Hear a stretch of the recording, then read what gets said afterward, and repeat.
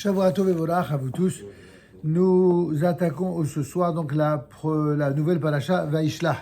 Vaishlach Yaakov Malachim Lefanav et Esav Achiv Asa Seir Seder Edom. Donc Yaakov envoya des Malachim au devant de lui, des Malachim. Nous dit Rashi Malachim Mamash. Ça veut dire quoi des Malachim Mamash? De véritables anges, des envoyés qui ne sont pas juste des envoyés ou des serviteurs, mais des anges au sens habituel. Alors déjà, la première explication que nous propose le Rav Tzvi Yehuda HaKohen Kook Alav Shalom sur ce début de verset, il dit, regardez en bas à droite dans le Chumash Aliyah. Rashi Masbir Beshem Chazal, donc Rashi nous explique au nom de nos sages que lorsqu'on dit Malachim, les anges, il s'agit de Malachim Mamash, des vrais anges. Malachim Mamash, qu'est-ce que ça veut dire des anges, véritablement des anges? On sait très bien dans la Torah que lorsqu'on parle des anges, il s'agit des anges, Mamash des anges. Sauf qu'ici, ça semble avoir le sens d'un messager. Vous vous rappelez du contexte. Yaakov va envoyer des messagers qui vont aller au-devant de leur frère, dont on sait qu'il vient pour le tuer, son frère Esav. Et donc, quand il nous dit Malachim Mamash, le Rav Kook insiste en disant Im shesh kanafayim lechad, comme le dit le verset dans Isaïe, au 6e chapitre, au 2e verset, des anges comme ceux dont on parle justement dans la prophétie, avec shesh kanafayim, 6 ailes, et 6 ailes, n'est-ce pas, chacun. Yaakov Avinu ben Adam. Qu'est-ce que Yaakov Avinu dit?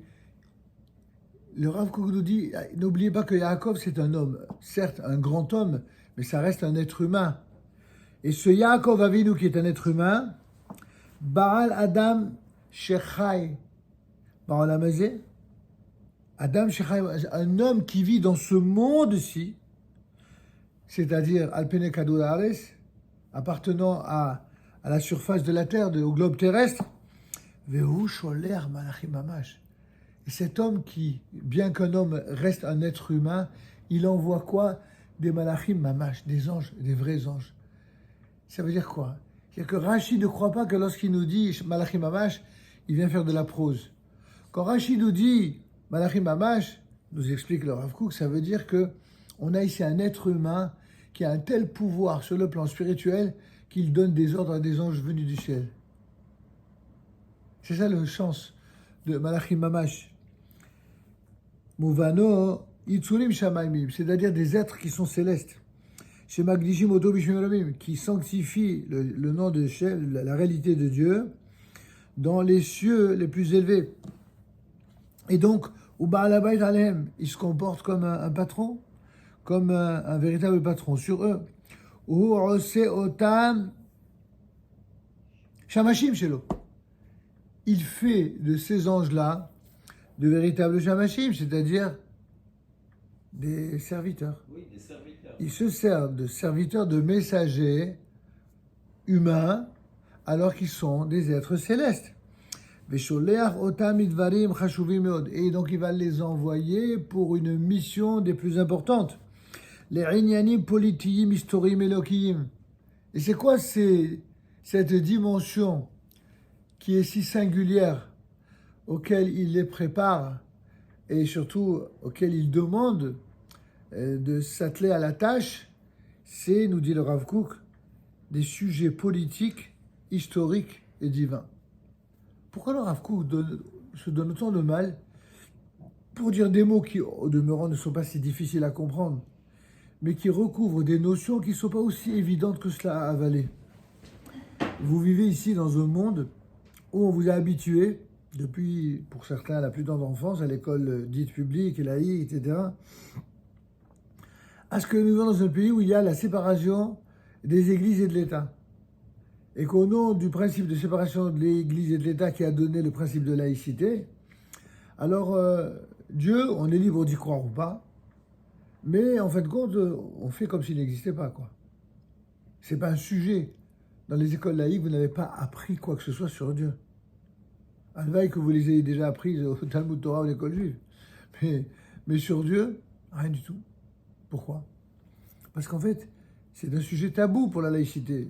J'allais presque dire non pas hors la loi, mais il est hors le champ de réflexion, mais aussi le champ juridique de l'État dit laïque.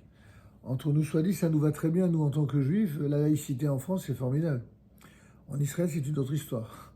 C'est une catastrophe. Mais en France, et dans tous les pays qui étaient originairement des pays chrétiens, quand on sait ce que le monde chrétien a fait non seulement aux juifs, mais même aux autres chrétiens, comment ils ont traité les hussards, comment ils ont traité les différents protestants, comment ils se sont traités entre eux quand ils n'étaient pas d'accord.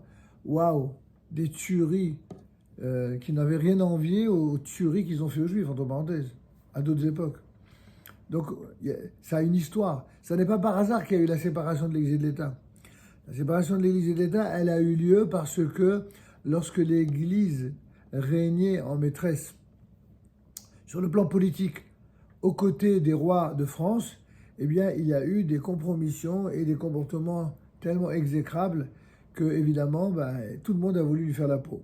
Les chrétiens ont voulu refaire la peau à leurs prêtres, les nobles, n'en parlons pas, et évidemment, tous ceux qui avaient subi les tyrannies aussi bien de la monarchie que d'une certaine partie non négligeable du monde ecclésiastique ont décidé d'en découdre, ce qui a donné lieu à la Révolution française. Et évidemment, après la Révolution française, eh bien, entre les têtes qui ont été découronnées par les révolutionnaires et puis les têtes qui ont été décapitées par ces derniers ou par d'autres encore, eh bien, finalement, ça a profité à qui? À l'ensemble de ceux qui subissaient des vilainies et des souffrances, dont les Juifs. D'où le fameux statut des Juifs, l'histoire de Napoléon, et bon, on reviendra là-dessus, mais j'ai fait une vidéo cette semaine, si vous avez eu l'occasion de l'entendre, sur Rabbi David Sinzheim, dont c'était la Iloula la semaine dernière. Rabbi David Sinzheim était le premier grand rabbin de France. Premier. Il était aussi le premier président du consistoire central. Le premier président du consistoire central, c'était le grand rabbin de France. Pourquoi il en était ainsi? Parce que c'est Napoléon. Tout à l'heure, quelqu'un a parlé de Napoléon. Ben oui. Napoléon, lui, à la limite, c'est un non-juif normal. Pour lui, c'est évident que celui qui doit représenter les Juifs, c'est quelqu'un qui représente la tradition d'Israël, telle que celle-ci est née au Mont Sinaï, et qui par la suite, eh bien, s'est exprimé de diverses manières. Pour lui, c'était évident. Donc, à l'évidence, celui qui devait représenter la communauté juive, il y avait un certain nombre de notables. Il a d'ailleurs constitué une assemblée de notables qui s'est appelée le Sanhédrin, exactement comme la dernière instance officielle qui avait existé en terre d'Israël. Et donc, il a dit, voilà, rassembler une instance. C'est lui, c'est Napoléon qui a permis l'unité entre les Juifs, entre les rabbins. Et je dis ça parce qu'il y a beaucoup d'incultes qui croient le contraire. Ils disent, oh, c'est depuis que Napoléon, qu'il a créé le consistoire, et que, c'est pour ça qu'il n'y a pas la Torah. C'est faux. C'est Napoléon, il a créé une instance qui aurait pu être l'instance religieuse la plus exemplaire. Sauf que, qu'est-ce que les notables du consistoire de l'époque ont fait? La première, ou une des premières décisions qu'ils ont prises, c'est de dire aux rabbins de France de l'époque, écoute, pour protéger les rabbins, il vaut mieux que désormais le président du consistoire central soit pas rabbin. Bon, une histoire bien connue parmi d'autres. Et c'est comme ça tout le temps. C'est-à-dire que quand il y a des notables qui sont des représentants de Dieu, des représentants de la Torah, quels sont ceux qui, en fin de compte, les mettent entre parenthèses? C'est des gens de la communauté. C'était à l'époque, dans le cas du consistoire. Et bon, ça explique bien des choses. En tout cas, pourquoi j'explique tout ça maintenant? Et quel rapport avec notre commentaire ici du Rav Kook? Le rapport, il est très direct. C'est que lorsque on utilise, quand on est un tzaddik, les personnes que nous sommes, on est tous d'une certaine manière des envoyés de Dieu, des messagers de Dieu, des anges de Dieu.